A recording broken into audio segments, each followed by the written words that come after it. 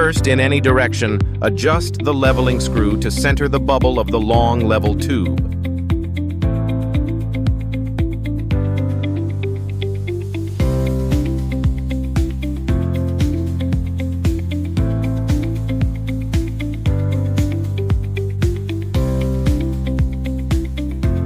After leveling the instrument, rotate it horizontally by 180 degrees. After the bubble stabilizes, check whether it remains centered.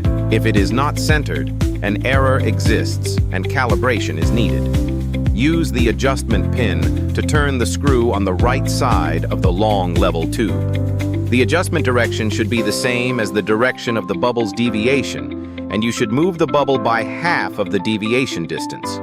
For example, if the bubble has shifted about 2 divisions to the right, turn the screw to the right with the adjustment pin so that the bubble moves about 1 division to the left. Then, use the leveling screw to recenter the bubble and rotate the instrument 180 degrees again. If the bubble remains centered, the long level tube calibration is successful. If not, repeat the steps above until it is properly centered.